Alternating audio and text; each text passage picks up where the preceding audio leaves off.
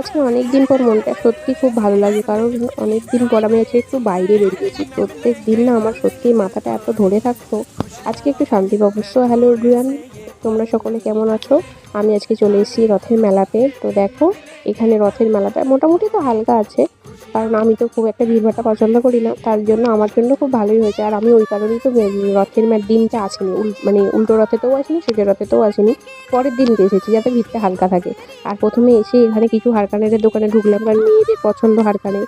ওখানে প্রথমে ঢুকলাম, ঢোকার পরেতে এখানে কিছু খেলনার দোকানে এলাম। ছেলে সোনাই সবার পছন্দ হয়েছে এই সফট টয়গুলো, কিন্তু সফট টয়গুলো কেন জানি প্রচুর দাম বলছিল। ওই কারণে আর ওখানে দাঁড়ালাম না, সাইড কেটে একটু বেরিয়ে আসলাম, এসে গেমের দোকানে দাঁড়ালাম। আর এই গেমগুলো খেলতে না মেলায় আমার এত ভালো লাগে যে কি বলবো। আমার বর যদি বলে আমাকে কিছু কিনে দেবো না, তাও আচ্ছা, কিন্তু আমাকে এই গেমটা খেলতে দিতেই হবে।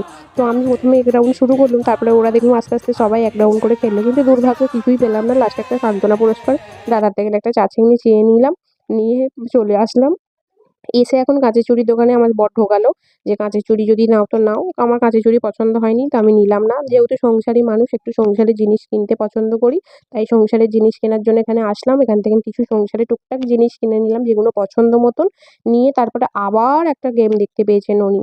এবারে কি করব? আমার তো ইচ্ছা নেই, কিন্তু খেলতে তো দিতেই হবে, যেহেতু ননির ইচ্ছা হয়েছে। আর ননির বাবা তো সেটা করবেই।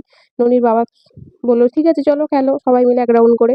আবার এখানে এক রাউন্ড গেম শুরু করলাম আমি, কিন্তু সবাই খেললো, এখানেও দুর্ভাগ্য কিছুই পেলাম না। কিন্তু আমার না কপালটাই খারাপ, আমি কেন জানি যেটাতেই হাত লাগে সেটাই এরকম হয়। তো তারপরে ওখানে গোটা মেলা ঘুরে কোথাও কোনো খাবারের দোকান পেলাম না। লাস্টে এক জায়গায় এসে এত ঘুরে ফেলেছি, তেষ্টা পেয়েছিল, এখান থেকে একটা করে মকটেল খেলাম। কারণ কোনো জায়গায় কোনো খাবারের দোকানে একটা মোমোর দোকান, একটা ঘুগনির দোকান, আর একটু চপের দোকান, আর পাঁশকুড়ার, আর একটা হচ্ছে কি পাপড়ি চাটের দোকান, ব্যাস। আর কিছু ছিল না। তারপরে এলাম হার কানেরের দোকান থেকে, সোনাই কিছু হার কানের কিনলো, আমিও টুকটাক কিছু কিনলাম।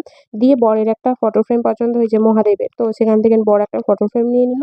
নিয়ে এই যে চাচিনিটা নাচাতে নাচাতে চপ কিনতে চলে গেলাম, কারণ বাড়ির জন্য চপ কিনে নিয়ে যাবো। মেলাতে কোনো খাবারের দোকানে ভালো লাগেনি, এখান থেকে কিছু চপ নেবো, মোচার চপ, একটুখানি পটলের চপ টপ নিয়ে বাড়ি যাবো। তো তোমাদের ভিডিওটা কেমন লাগলো তোমরা বলো, আর তোমরা কে কে মেলায় গিয়ে এরকম করেছো বলো।